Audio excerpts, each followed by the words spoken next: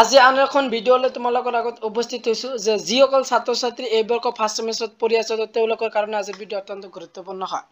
যেটা আজি আলোচনা কৰিম যে ফাৰ্ষ্ট সেমিষ্টাৰৰ যেটি এছামিজ সাবজেক্ট আছে এইখন বিষয়ৰ আজি কিছুমান ইম্পৰ্টেন্ট কোৱেশ্চন আছে আলোচনা কৰিম যাতে তোমালোকৰ ফাইনেল এক্সামিনেশনত কমন পৰে তো তোমালোকে চোৱা তো ইয়াত যেটো তোমালোকে দেখিবলৈ পাইছা যে one is semester final examination 2025 Assamese major and minor subject name Asamiya ভাষা আৰু সাহিত্যৰ ইতিহাস 26 চন পৰ্যন্ত চেপ্টাৰ নম্বৰ 1 বাৰ্ষিক আৰু সাহিত্যিক পটভূমি সাহিত্যিক কৰ্ম ইম্পৰ্টেন্ট বা common question answer 1 and 2 marks তো যেহেতু তোমালোকৰ ফাৰ্ষ্ট সেমিষ্টাৰৰ যেটো এছামিজ মেজৰ আৰু মাইনৰ যিখন সাবজেক্ট আছে দুটা একেই হয় মেজৰ আৰু মাইনৰ তো এই সাবজেক্ট নামটো অসমীয়া ভাষা আৰু সাহিত্যৰ ইতিহাস এইখন সাবজেক্টৰ নাম হল তোমালোকৰ অসমীয়া ভাষা আৰু সাহিত্যৰ ইতিহাস আৰু তোমালোকৰ চেপ্টাৰ নম্বৰ 1 যে বাৰ্ষিক আৰু সাহিত্যিক পটভূমি সাহিত্যিক কৰ্ম তো এইখন সাবজেক্টৰ এইখন চেপ্টাৰ নম্বৰ 1 ৰ যেটো ইম্পৰ্টেন্ট কোৱেশ্চন আনসাৰ আছে এইখিনি চোৱা যে তোমালোকৰ কোনখিনি ইম্পৰ্টেন্ট হয় তো তোমালোকৰ ফাৰ্স্ট ইম্পৰ্টেন্ট কোৱেশ্চনটো হল কোৱেশ্চন নম্বৰ 1 যে অসমীয়া ভাষা নব্য ভাৰতীয় আৰ্য ভাষাৰ কোনটা শ্ৰেণী বিভাগৰ অন্তৰ্গত মোস্ট ইম্পৰ্টেন্ট প্ৰশ্নটো হল যে পূৰ্বী ভাষাৰ ভাষাসমূহৰ অন্তৰ্গত তাৰ পিছত তোমালোকৰ ভেৰি ইম্পৰ্টেন্ট কোৱেশ্চন নম্বৰ 2 যে বাণীকান্ত কাকতে লিখা গ্ৰন্থখনৰ নাম কি ভেৰি ইম্পৰ্টেন্ট অত্যন্ত গুৰুত্বপূৰ্ণ প্ৰশ্নটো ইয়াৰ উত্তৰটো যে বাণীকান্ত কাকতে তেওঁৰ গৱেষণা গ্ৰন্থ এছামিজ ইটস ফৰমেশন এণ্ড ডেভেলপমেন্ট তেওঁৰ গ্ৰন্থখনৰ নাম তাৰ পিছত তোমালোকৰ 3 নম্বৰত আছে নব্য ভাৰতীয় আৰ্য ভাষাসমূহৰ কি কি নব্য ভাৰতীয় আৰ্য ভাষাসমূহ বুলিলে অসমীয়া বাংলা ভোজপুৰী পাঞ্জাবী হিন্দী উৰ্দু গুজৰাটী মাৰাঠী আদি ভাষা গোষ্ঠীসমূহকে বুজায় তাৰ পিছত তোমালোকৰ 4 নম্বৰ কোৱেশ্চনটো হল যে অসমীয়া ভাষা লিখিত সাহিত্য প্ৰথম নিদৰ্শন কি তো এইটো গুৱাহাটী ইউনিভাৰ্সিটি 2024 আহিছিল ফাইনেল এক্সামিনেশনত তো ইয়াৰ আনসাৰটো চৰ্চাপদ তো এইটো কিবা এইটো তোমালোকৰ ইম্পৰ্টেন্ট তাৰ পিছত তোমালোকে চাইলে 5 নম্বৰটো 5 নম্বৰত দিয়াৰ language difference a little from that of mine India টকাৰ হিউবান চাং এ তেওঁৰ ভ্ৰমণ গ্ৰন্থ কামৰূপ ভাষাৰ বিষয়ে মন্তব্যটো আগবঢ়াইছিল তাৰ পিছত তোমালোকৰ কোৱেশ্চন যে হিউবান চাং এ তেওঁৰ ভ্ৰমণ গ্ৰন্থত প্ৰাচীন কামৰূপক কি বুলি উল্লেখ কৰিছে ভেৰি ইম্পৰ্টেন্ট এৰ উত্তৰটো যে কামলোপ তাৰ পিছত তোমালোকৰ নেক্সট ইম্পৰ্টেন্ট প্ৰশ্নটো 6 নম্বৰ প্ৰশ্নটো কি কোৱা আছে এটো চোৱা যে ভাষা কামৰূপে প্ৰাকৃতিৰ পৰা উদ্ভৱ হৈছে মন্তব্যটো কাৰ এৰ উত্তৰটো যে বনি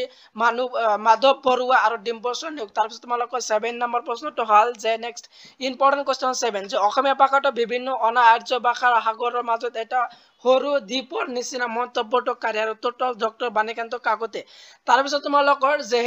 তাৰ পিছত দিয়া আছে নেক্সট ইম্পৰ্টেন্ট কোৱেশ্চন তোমালোকৰ 8 নম্বৰ প্ৰশ্নটো এটো দিয়া আছে অসমীয়া ভাষা কোনটা ভাষা পৰিয়াল অন্তৰ্গত এটো গুৱাহাটী ইউনিভাৰ্সিটি 2024 ফাইনেল এক্সামিনেশন আহিছিল যোৱা বৰ্গত এটো পাইছিল তো তোমালোকৰ যে 2025 বৰ্গৰ যেহেতু তোমালোকৰ ফাৰ্ষ্ট সেমিষ্টাৰ ডিসেম্বৰত ফাইনেল এক্সামিনেশন কাৰণে দেখিবা তাৰ উত্তৰটো যে অসমীয়া ভাষাটি ইন্দো আৰিয়ান ভাষা পৰিয়ালৰ অন্তৰ্গত ভেৰি ইম্পৰ্টেন্ট 1 নম্বৰ প্ৰশ্ন কাৰণে দেখিবা যেহেতু আজি তোমালোকৰ অসমীয়া সাবজেক্টৰ 1 নম্বৰ আৰু 2 নম্বৰ প্ৰশ্নৰ আনসাৰ তোমালোকক দি আছো প্ৰথম চেপ্টাৰৰ তো তাৰ পিছত তোমালোকৰ নেক্সট ইম্পৰ্টেন্ট কোৱেশ্চন আছে 9 নম্বৰ প্ৰশ্ন 9 নম্বৰ প্ৰশ্নটো দি আছে অসমীয়া সাহিত্যৰ যুগ বিভাগ সম্পৰ্কে প্ৰথম কোনে আলোচনা আগবঢ়াইছিল মোস্ট ইম্পৰ্টেন্ট পণ্ডিত হেমচন্দ্ৰ গোস্বামী আগবঢ়াইছিল তাৰ পিছত তোমালোকৰ 10 নম্বৰ প্ৰশ্ন বুদ্ধ যুগৰ সাহিত্যিক নিদৰ্শনসমূহৰ কি তাৰ উত্তৰটো যে বুদ্ধ যুগৰ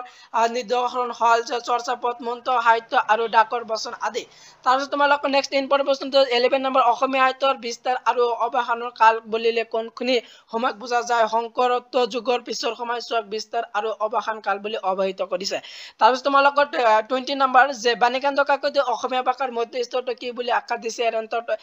আনসাৰটো হল যে উত্তৰটো যে বাণীকান্ত কাকতি অসমীয়া ভাষাৰ মধ্য স্তৰটো গদ্য যুগ আখ্যা দিছে তাৰ পিছত তোমালোকৰ 13 নম্বৰ যে শ্ৰীকৃষ্ণ কীৰ্তন আৰু সৈন্য পুৰাণ কোন শ্ৰেণীৰ গ্ৰন্থ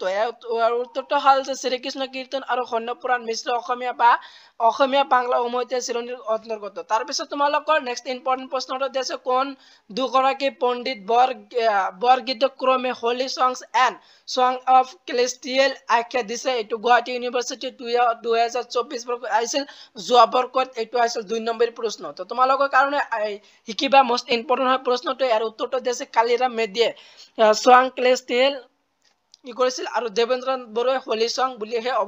আখ্যা দিছিল ভেৰি ইম্পৰ্টেন্ট হয় আজিৰ ভিডিঅ'ৰ আৰু মোস্ট ইম্পৰ্টেন্ট কোৱেশ্চন হল যে গুৰুত্বপূৰ্ণ প্ৰশ্নটো হল 14 নম্বৰ প্ৰশ্নটো এটো ভেৰি ইম্পৰ্টেন্ট তোমালোকৰ 2 নম্বৰ বা 1 নম্বৰ আহিব পাৰে এটো শিকিবা তোমালোকৰ যেটো ফাৰ্ষ্ট সেমিষ্টাৰৰ যেটো এছামিজ মেজৰ আৰু মাইনৰ যিখন সাবজেক্ট আছে যেহেতু আজি তোমালোকৰ অসমীয়া সাবজেক্টৰ ইম্পৰ্টেন্ট কোশ্চেন আছে আলোচনা কৰি আছো তো তাৰ পিছত তোমালোকৰ কোশ্চেন যে সৈন্য পুৰাণ গ্ৰন্থখন কোনে ৰচনা কৰিছে ৰামাই পণ্ডিতে ৰচনা কৰিছে তাৰ পিছত সৈন্য পুৰাণ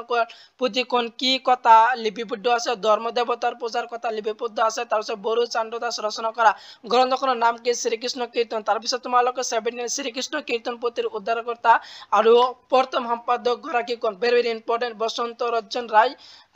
বিদবল্ল তাৰ পিছত তোমালোকৰ 18 নম্বৰটো হল যে শ্ৰীকৃষ্ণ কীৰ্তনত কিমানটা শ্লোক আৰু কিমানটা খণ্ড আছে শ্ৰীকৃষ্ণ কীৰ্তন 161 শ্লোক আৰু 13টা খণ্ড আছে তাৰ পিছত তোমালোকৰ 19 নম্বৰ প্ৰশ্নটো আছে হিম সৰস্বতী কাৰ পৃষ্ঠপোষকতা কি পুথি ৰচনা কৰিছিল আৰু ইয়াৰ উত্তৰটো দিয়া আছে হিম সৰস্বতী ৰজা দুৰ্লভ নাৰায়ণ পৃষ্ঠপোষকতা লাভ কৰি প্ৰহ্লাদ চৰিত আৰু হৰগৌৰী সংবাদ নামৰ পুথি দুখন পুথি ৰচনা কৰিছিল তাৰ পিছত তোমালোকৰ 20 নম্বৰ প্ৰশ্নটো ভেৰি ইম্পৰ্টেন্ট প্ৰাচীন অসমীয়া সাহিত্যৰ উত্থানৰ দুটা দান পটভূমি কি তো প্ৰাচীন অসমীয়া সাহিত্যৰ উত্থানৰ দুটা প্ৰধান পটভূমি হল শংকৰী যুগৰ বৈষ্ণৱ ধৰ্ম প্ৰভাৱ আৰু অসমীয়া ভাষাৰ বিকাশ ভেৰি ইম্পৰ্টেন্ট এইটো যোৱা বৰ্গৰ 2024 বৰ্গত আহিছিল তাৰ পিছত তোমালোকৰ যে আছে 21 যে প্ৰহ্লাদ চৰিত আৰু হৰগৌৰী সংবাদ এই দুখন কাব্য ৰচনা কোন হিম সৰস্বতীয়ে তাৰ পিছত তোমালোকৰ 22 কবিৰত্ন সৰস্বতীয়ে কোন ৰজাৰ পৃষ্ঠপোষকতা লাভ কৰিছিল কমতা ৰজা দুৰ্লভ নাৰায়ণ পুত্ৰ ইন্দ্ৰ নাৰায়ণ পৃষ্ঠপোষকতা লাভ কৰিছিল যেহেতু তোমালোকৰ এইখন প্ৰশ্ন যে আজি যিবিলাক তোমালোকৰ আগত কোশ্চেন বিলাক দি আছো গোটেইবিলাক ইম্পৰ্টেন্ট হয় যেহেতু এইবিলাক প্ৰশ্ন তোমালোকৰ কিতাপৰ পৰা আৰু তোমালোকৰ প্ৰিভিউ যিবিলাক কোশ্চেন আছে তাৰ পৰা আৰু তোমালোকৰ মডেলৰ পৰা মই কোশ্চেন ইম্পৰ্টেন্ট বা কমন কোশ্চেন খিনি মই উলিয়াইছো যাতে তোমালোকৰ ফাইনেল এক্সামিনেশনত কমন পৰে তো মই আশা কৰো তোমালোকে এইবিলাক পঢ়িলে তোমালোকে কমন পাবা 1 নম্বৰী বা 2 নম্বৰী তোমালোকে পাবা তো ভালদৰে তোমালোকে এইবিলাক শিকি যাবা তাৰ পিছত দি আছে তোমালোকৰ যে 23 টো কি কোৱা আছে ভেৰি ইম্পৰ্টেন্ট অত্যন্ত গুৰুত্বপূৰ্ণ প্ৰশ্নটো তোমালোকে একটু মন কৰা কি কোৱা আছে বৰগীতক কোন গৰাকী পণ্ডিতে নোবেল নাম্বাৰ আকা দিছে ভেৰি ইম্পৰ্টেন্ট হয় এটো 2023 ফাইনেল এক্সামিনেশন আহিছিল এৰ আনসাৰটো দি আছে যে ডক্টৰ বাণীকান্ত কাকতিয়ে নোবেল নাম্বাৰ पंडित दिए कि दिছিল ডক্টৰ বাণীকান্ত কাকতিয়ে হে আকা দিছিল নোবেল নাম্বাৰস বলি ভেৰি ইম্পৰ্টেন্ট এইটো তোমালোকৰ 2025 বৰ্গত এইটো ভেৰি ইম্পৰ্টেন্ট হয় তোমালোকে ইন্টাৰনেল বা ফাইনেল এক্সামিনেশনত তোমালোকে এই প্ৰশ্নটো পাবাই তোমালোকৰ এইটো শিকিবাই তোমালোকে তাৰ পিছত তোমালোকৰ 24 যে হৰিৱাৰ বিপ্লৱ কোন কাব্য ৰচনা কৰিছে তিনিখন সেইখন হল বড়ো বাখন যুদ্ধ তম্প্ৰ দবজ যুদ্ধ আৰু লহৰ কোচৰ যুদ্ধ তাৰ পিছত তোমালোকৰ মনসা সাহিত্য বা পাঁচালী সাহিত্য বুলিলে কি হৈছে যিবোৰ কাব্যত সৰ্বৰ অধিষ্ঠিত্ৰী দেৱী মনসাৰ মহাত্ম প্ৰকাশ পাইছে সেই চিৰণী অসমীয়া সাহিত্যক মনসা সাহিত্য বা পাঁচালী সাহিত্য বুলি কোৱা হয় 1 নম্বৰী প্ৰশ্নৰ কাৰণে আহিব পাৰে এইটো শিকিবা তাৰ পিছত তোমালোকৰ 26 উত্তৰ শংকৰী বা শংকৰদেৱৰ পাছৰ কেইজনমান সাহিত্যিকৰ নাম উল্লেখ কৰা শংকৰদেৱৰ পাছৰ সাহিত্যিক হল ভট্টদেৱ গোপাল আতা ৰামচৰণ ঠাকুৰ গোপাল মিশ্ৰ বাগুৱাত আচাৰ্য গোবিন্দ মিশ্ৰ আদি এইবিলাক উত্তৰ শংকৰী বা শংকৰদেৱৰ পাছৰ কেইজনমানৰ সাহিত্যিকৰ নাম তোমালোকৰ সাহিত্যকৰ নাম আহিব পাৰে যে শংকৰদেৱৰ সাহিত্যকৰ নাম আহিলে তোমালোকে এখিনি লিখি দিবা তাৰ পিছত তোমালোকৰ 27 আনন্দ লহৰী পুথিখন কোনে ৰচনা কৰিছিল অনন্ত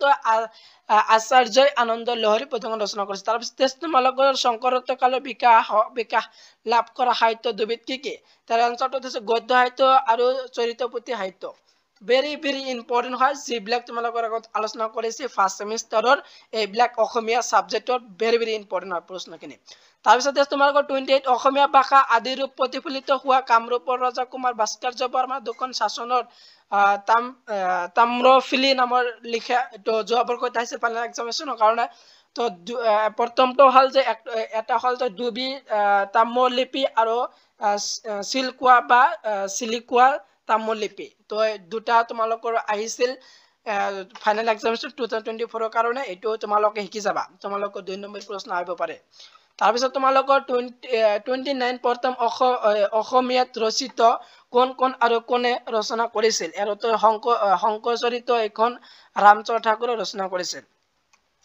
ইয়াৰ নেক্সট তাৰ পিছত তোমালোকৰ নেক্সট ইম্পৰ্টেন্ট কোশ্চেনটো হল 13 নম্বৰ যে ৰামচৰণ ঠাকুৰে লিখা ভক্তিবাদৰ গ্ৰন্থখনৰ নাম কি ভক্তি ৰত্ন তো তোমালোকে স্পেলিংটো তোমালোকে শুদ্ধ কৰি লবা যেহেতু অলপ ভুল হৈ আছে তো তোমালোকে এটো ভক্তি ৰত্ন তাৰ পিছত তোমালোকৰ 31 পোন প্ৰথমে বুৰঞ্জী কি ভাষাত ৰচনা কৰিছে তাই ভাষাত পোন প্ৰথমে বুৰঞ্জীত ভাষা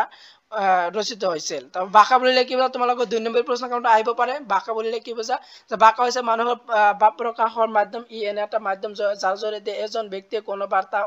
আন এজন ব্যক্তিলৈ প্ৰেৰণ কৰে তো সম্পূৰ্ণখিনি চোৱা তোমালোকে তাৰপিছত তোমালোকৰ যে 33 হেম সৰস্বতীয়ে লিখা কাব্য ৰচনা কি কি তেওঁ ৰচনা কৰা কাব্য দুখন ক্ৰমে প্ৰাগ চৰিত্ৰ আৰু হৰ গৰি সংবাদ তাৰপিছত তোমালোকৰ 33 টো কৈছে চীনা পৰিব্ৰাজক হিউৱেন চাঙে কোন শতিকাত অসমীয়া ভাষা সম্পৰ্কে মন্তব্য কৰিছিল তো চীনা পৰিব্ৰাজক হিউৱেন চাঙে খ্ৰীষ্টীয় 7ম শতিকাত অসমীয়া ভাষা সম্পৰ্কে মন্তব্য কৰিছিল 2024 বৰ্ষত এইটো আহিছিল তো এইখিনি আছিল তোমালোকৰ আজিৰ ভিডিঅ' যে আজিৰ কোৱেশ্চন যে